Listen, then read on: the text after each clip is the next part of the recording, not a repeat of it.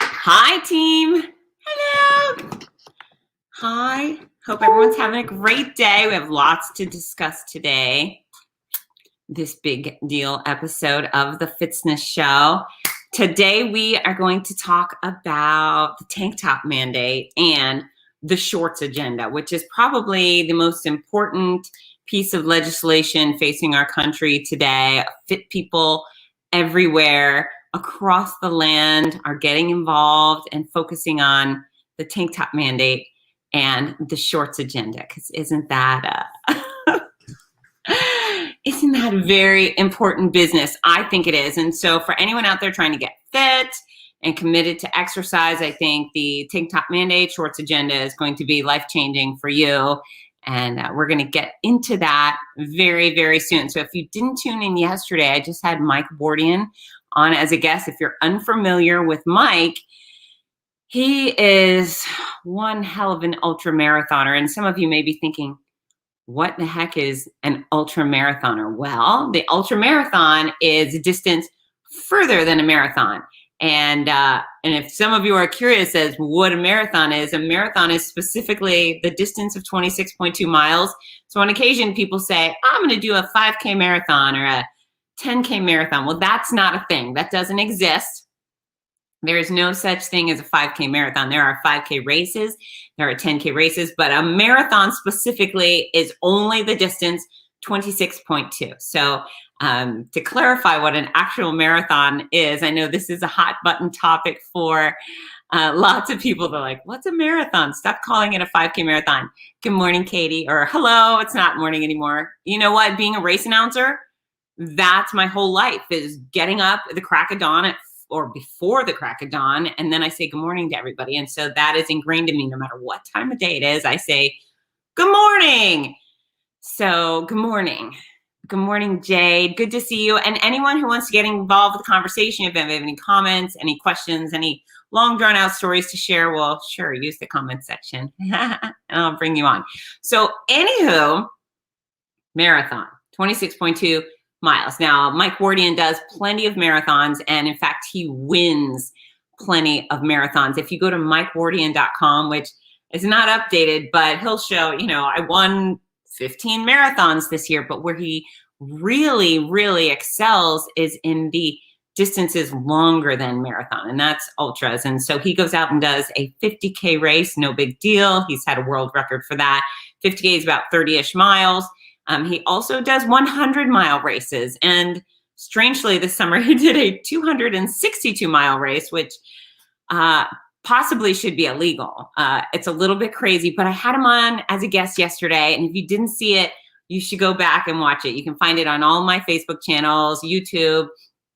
And not only did Mike talk about his experiences and adventures in racing, but he also gave some great training tips. So we talked about his strength training, balance training, flexibility training, which is vital to his success. That boy would be injured and broke. He would be big time broken body guy if he did not pursue a well-rounded, intelligent training program, which is what I'm constantly trying to get you all to take part in. So he definitely gave some wonderful pointers there. He even gave pointers on his favorite socks and how to prevent foot wounds while going very far. And any walker or distance walker or runner will tell you that blisters and there's a lot of yucky things that can happen to your feet if you're putting a lot of pressure on them. So highly recommend the Mike Wardian interview. Not only is he an incredible athlete, but he's a really fun guy. And we even started off by talking about his beard. He has the perfect ultramarathoner trail runner look. I know there are rules. You have to look a certain way. Not really. But he looks like the vision of a trail / ultramarathoner, and I love it. Yay, Mike Wardian. So go watch that.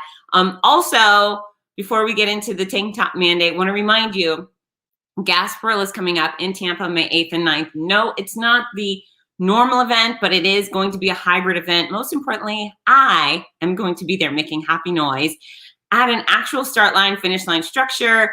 I will be yelling go probably 72 million times. I will be welcoming you in. We're going to have a big, fun pirate party equipped with medals and shirts and all sorts of fun things. So please come out. You can register for that. My discount code is Fitzness 2021. The other big news in racing right now, as many of you know, the OC Marathon and Los Angeles Marathon are now on the same weekend, which is absolutely bonkers, but it's a weekend of November 6th and 7th. It was, not something anybody wanted, but it kind of happened as a result of hands being tied. So sadly, Rudy and I are being separated for the weekend. We both announced OC. We both announced Los Angeles. Heartbreak. We had to each give one up and make sure both races had outstanding announcing coverage. So Rudy will be with Los Angeles. I will be in OC. But if you want to do 26.2 that weekend, you go see Rudy in Los Angeles. If you want to do a half marathon or a 5K, you'll come to me in OC. And of course, I want you to do that. But yeah, OC has dropped the marathon this year. Logistically, it was becoming a bit of a nightmare and it broke their heart to do it, but it's going to come back next year. No biggie. But if you're going to come see me in OC, and I highly recommend you do, even if you don't live in California, get on a plane, fly. You can take a train, a bus, your own car, whatever. Ride your bike over to California. Register. My discount code there, 10% off of the 5K half marathon and challenge and virtual events if you want to stay home and do it, is Team Noisy. So I hope you come. And now today we're going to talk about the tank top mandate and the shorts agenda. And so some of you know what that is. Some of you might be new. And it's a very, very important piece of legislation that I have worked on for a long time. And it's all in efforts to get you to dress appropriately for exercise in a way that rewards your body for doing the hard work and doesn't punish your body for doing the hard work. And this is the most vivid example of why I think the tank top mandate and the shorts agenda are very, very important. And it usually comes to me at the finish line of a race. Specifically, I remember sitting at a finish line at the Star Wars half marathon weekend at Disney World, which I do not announce. I was just a fan there supporting my friends, and hordes of women. Now it's April in Florida. As you can imagine, the temperatures are hot. That's what we do in Florida. We do hot, high temperatures. And out of 15,000 participants, I probably saw 4,000 or 5,000, mostly women, running across the finish line at 11 a.m. or 10 a.m. in the morning when it was blistering hot, wearing long black tights. What in the world? What were they thinking, right? And then there were so many people in long sleeves too. And I get it if it's chilly in the morning. It's tricky to choose a wardrobe that works for the hour at Disney while you're waiting for your corral to get going. But then you also have to be prepared to maybe take off layers. While you start running, you start heating up. And as the Florida sun starts kicking in, black running tights are not a good idea. And this is the thing. I'm looking at these runners thinking, oh, this breaks my heart. It's hot out. They need to have air, right? They don't need to be wearing tight, long, uncomfortable clothes. And I asked some of these runners, why did you dress that way today? And the majority of the answers were, I hate my knees. I hate my knees. I don't want people to see my knees. Or I hate my arms. My triceps aren't in good shape. So I don't want people to see them, which is torture to me, which it just breaks my heart, because while these people are going out to do 13.1 miles, which is a very athletic, very noble undertaking, they're not willing to allow their body to be rewarded with appropriate clothing. In 80-something degree Florida weather, you need to be wearing shorts, right? It's hot. Your body needs access to cool down. If you're wearing long clothing, it keeps the heat in.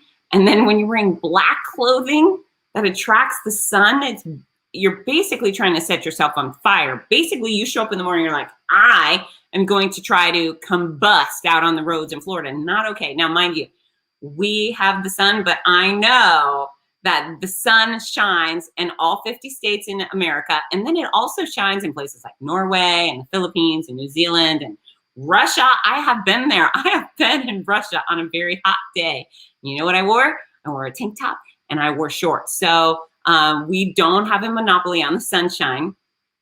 I know you've got it too. And it's not cold. It's not hot everywhere. So here in Florida, it's 80 something degrees today. I looked at my weather app and it said Fargo was still 30 something degrees. Okay, fine.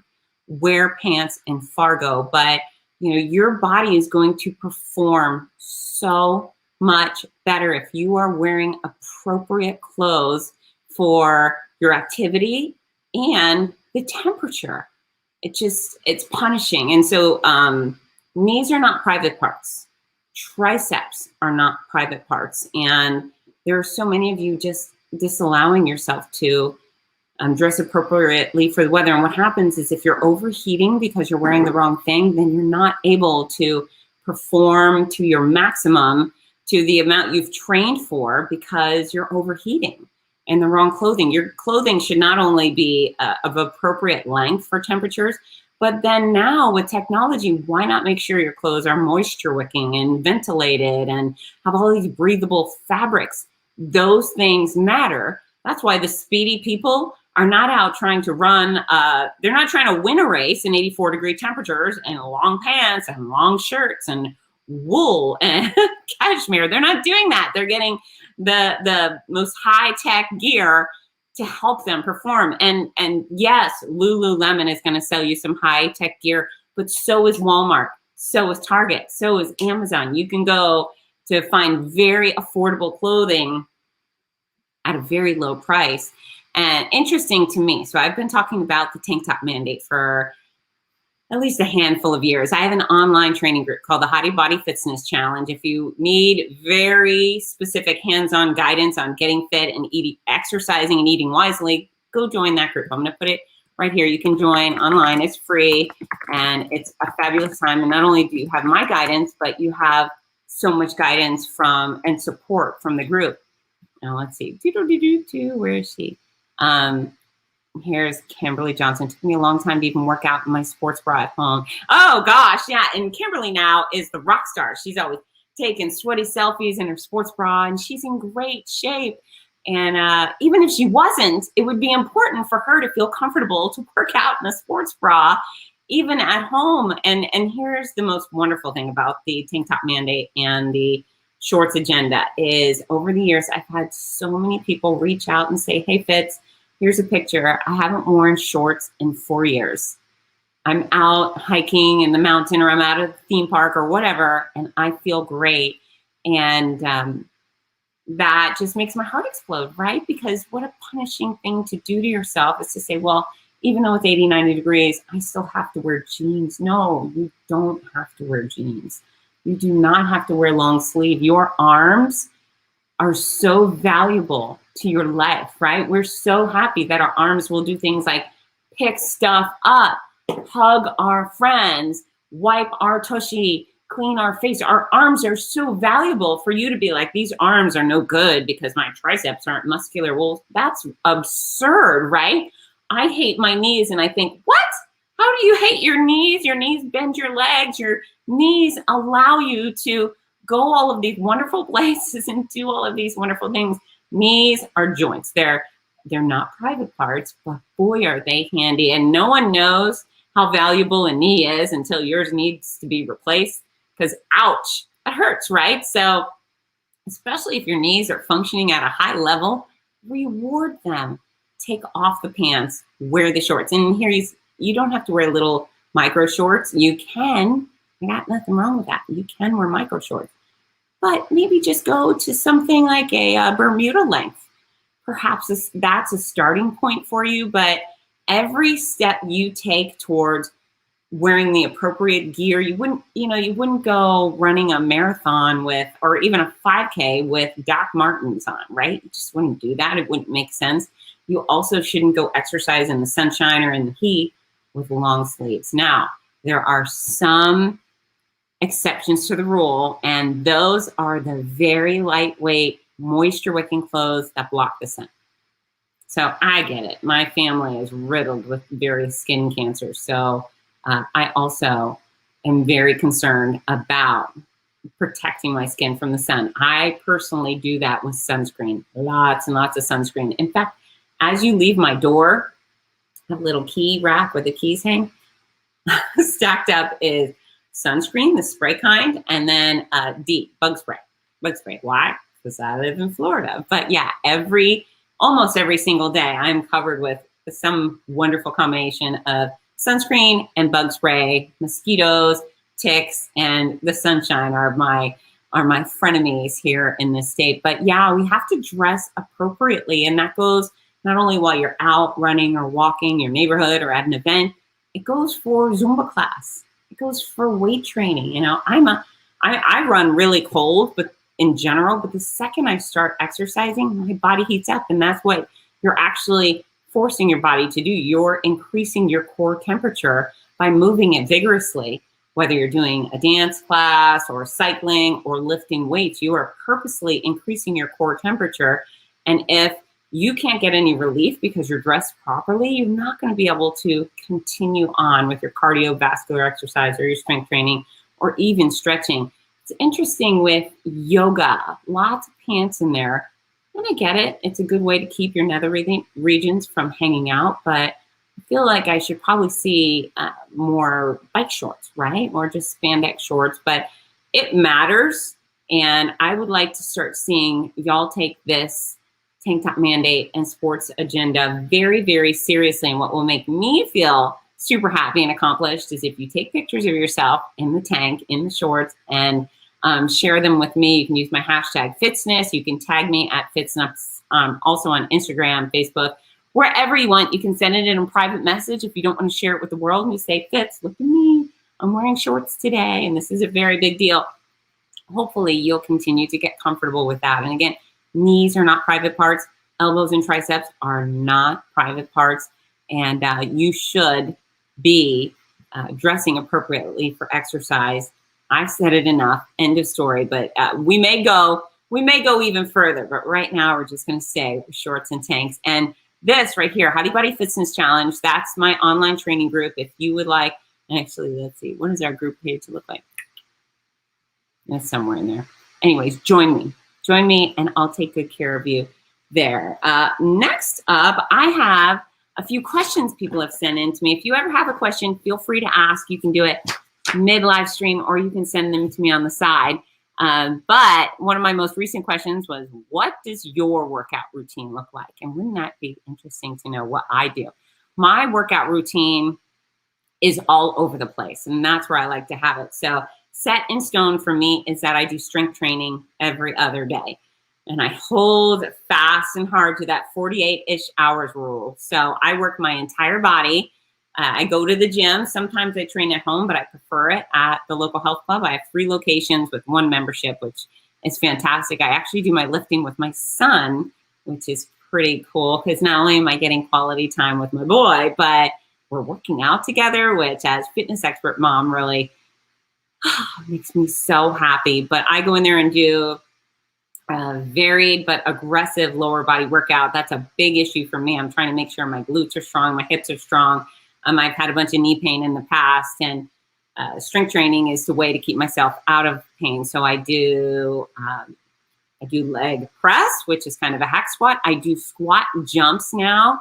I do lunges. I do plyometric lunges, and I'm very excited about adding plyometrics back into my workout routine. I gave up a lot of stuff when I was sick last year, and as I've rebuilt, plyometrics are a new thing for me, and I'm super excited about doing them. My glutes, my legs, they may still be kind of on the small side, but for me, I can feel a difference. When I lost so much weight, last year I lost 12, 13 pounds, I was scrawny. And actually, here, in my book, I talk about chemo butt, and what chemo butt is one day, I was losing weight. And all of a sudden I looked in the mirror one day and I had this flat, wrinkly butt. And I'm like, that's chemo butt. I dislike that.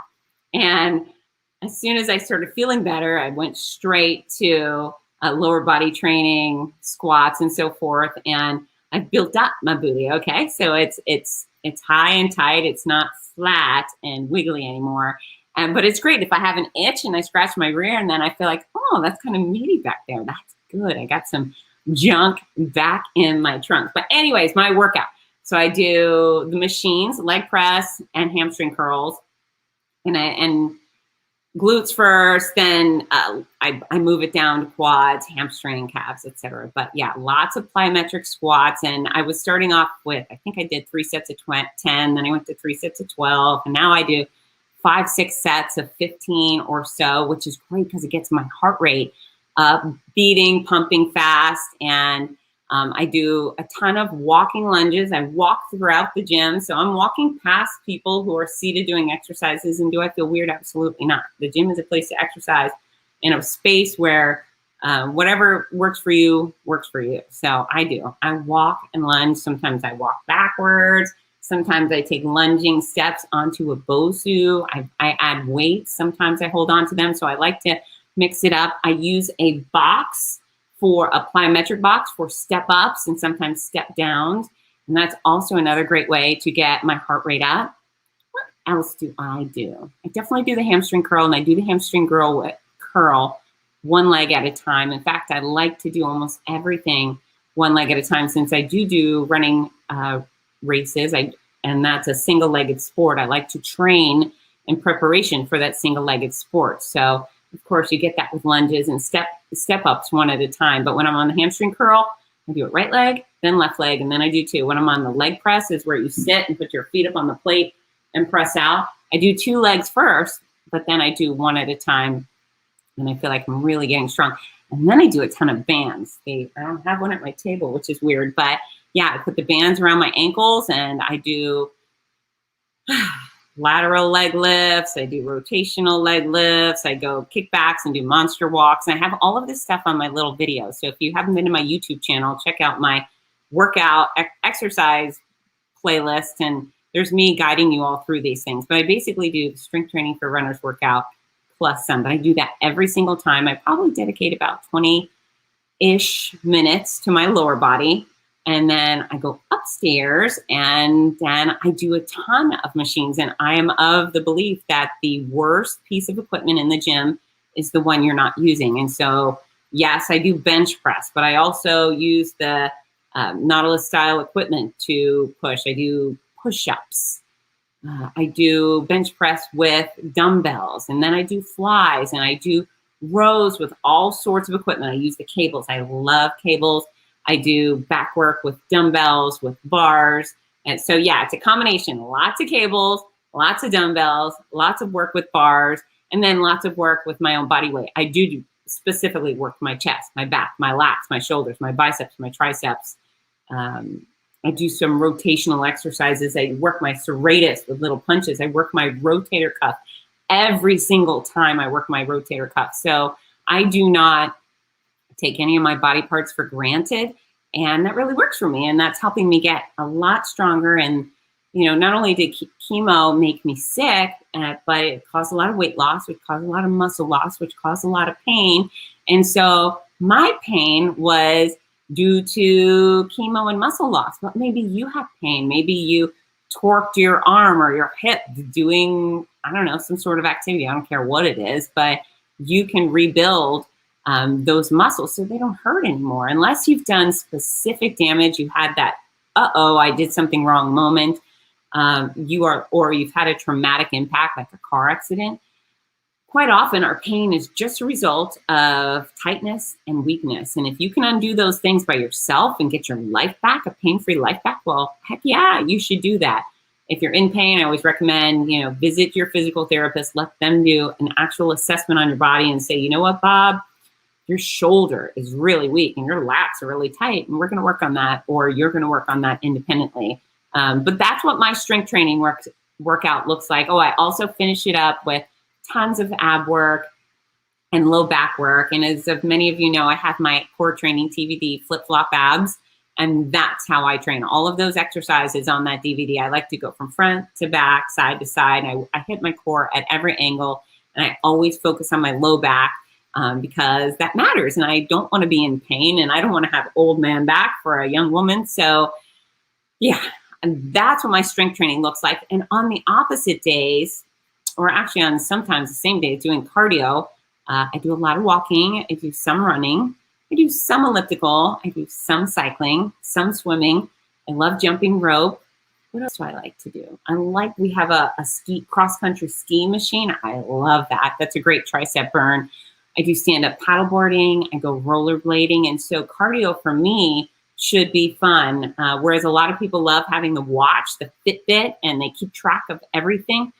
I don't keep track of everything. Sometimes I'll set a goal. I get on the treadmill and say, okay, I want to do 3 miles. But I exercise because I think it's really fun and it feels really good. And if I get to a point where I go, this isn't fun anymore, I just get off and go do something else. Yesterday, I was the weirdo. I was on the treadmill and I thought I was going to do 3 miles. That was the intention. But I got to mile 2.83 and I just decided, I'm done. That would kill some people. Some really tightly wound people who need to have even numbers. I'm not that girl. I didn't have a watch and I had the number on the treadmill. I just thought, screw it. You know what? I'll be walking my dog later. Certainly, I will cross over that 0.17 miles that I missed here on the treadmill. But yeah, I'm not hung up on anything. In fact, I just started craving heavy bag again, which has been a while. As many of you know, I used to competitively kickbox, and then I continued to train that way for a long time just because it's fun. And then I just decided that it looks fun for me again, that I would like to start hitting things again and kicking things. Kicking things is fantastic. Kicking people, mind-altering fun. So actually, that's really where I'd like to go with it. But I'm going to start off by kicking and hitting stuff and then progress. So yeah. Oh, and then I do balance training.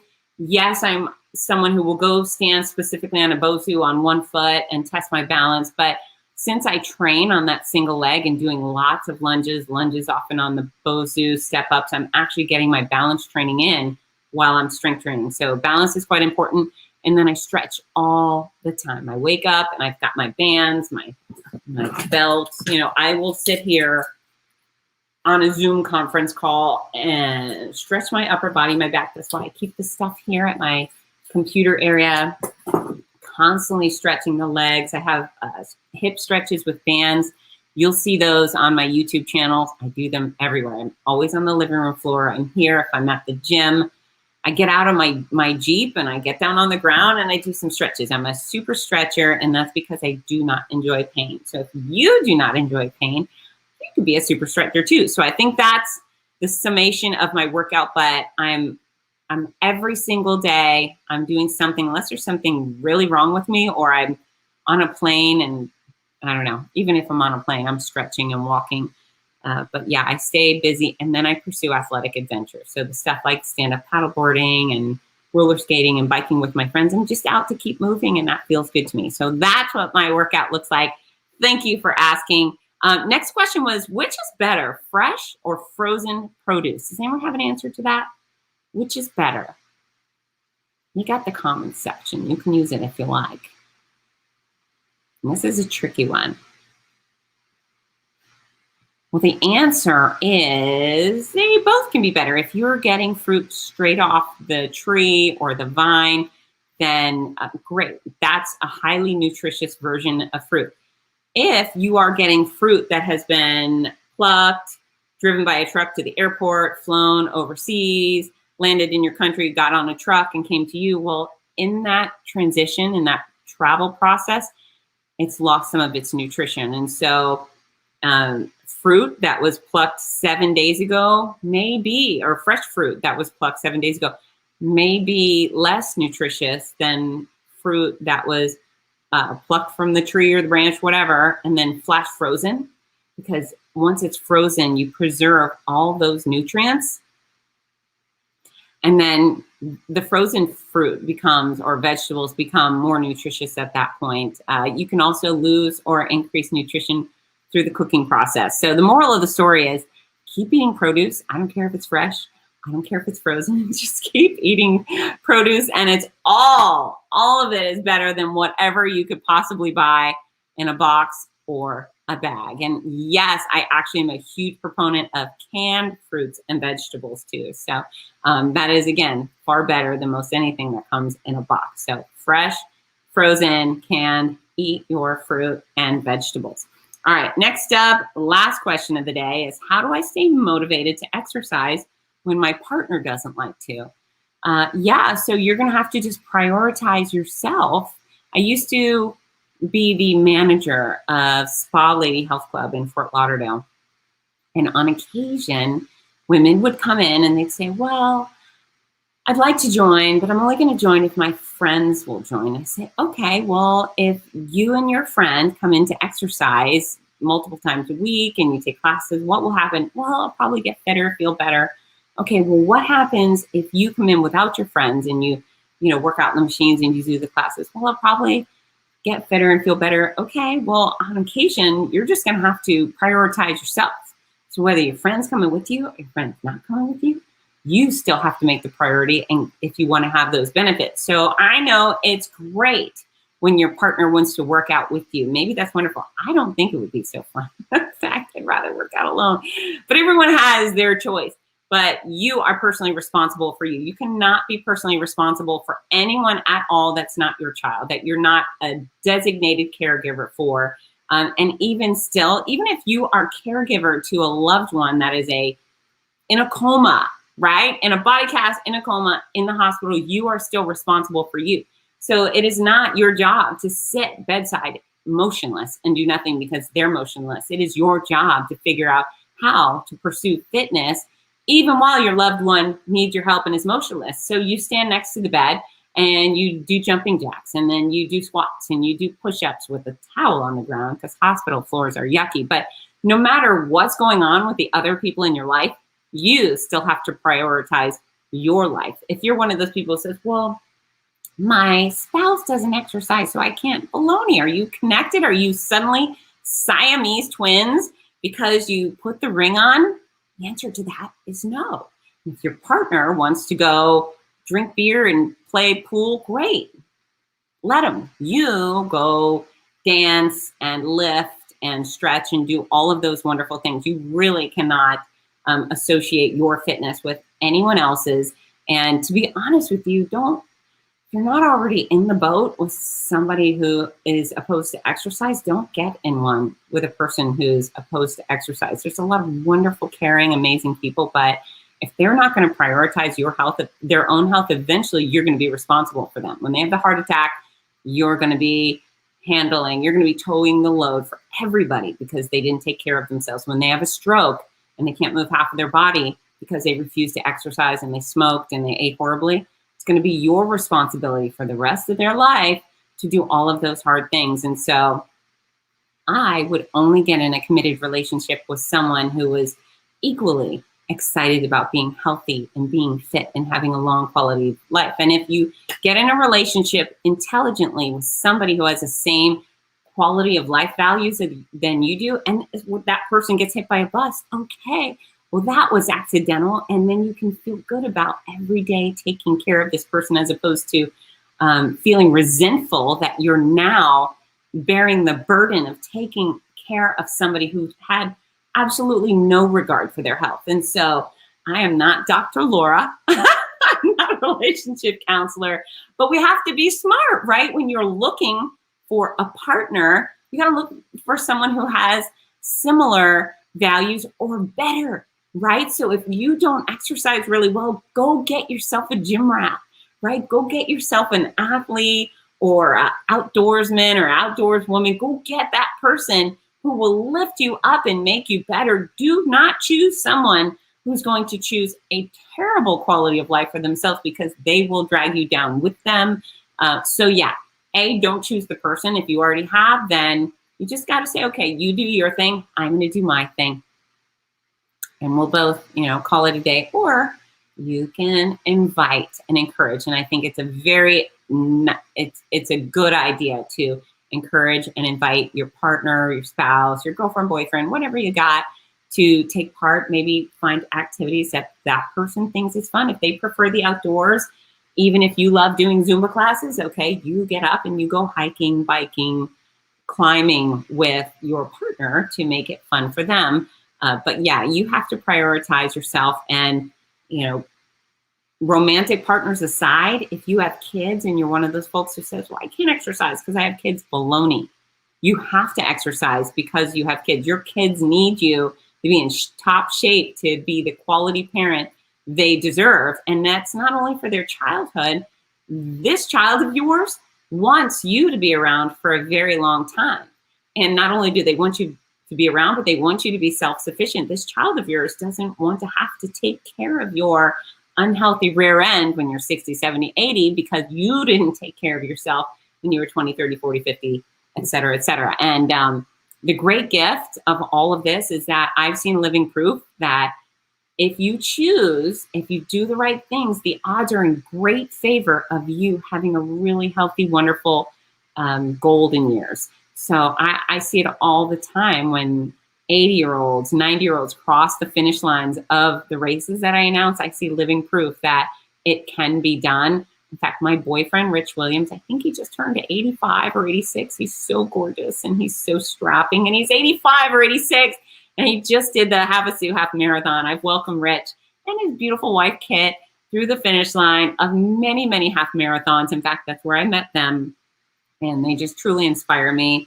And I believe if you took a good look around, you would be inspired too. So if your partner doesn't like to exercise, either ditch them or ditch them. Go exercise anyways.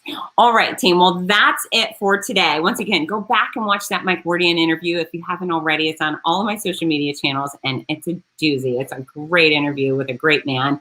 And then on Monday, April 19th, I have Michael Jones, who's going to be a guest on my live stream. And Michael has lost about 80-something pounds with the exact formula for weight loss. And we've had a lot of success together. And he is not only become a great weight loss and fitness success story, but his whole world has changed because he's prioritized his health professionally, socially. He doesn't tolerate abuse from anyone anymore. He's gone from super sweet doormat to strong, capable defender of his family. I just love this guy. And I'm excited to interview him on Monday. So join me April 19th at 1 p.m. for Michael Jones.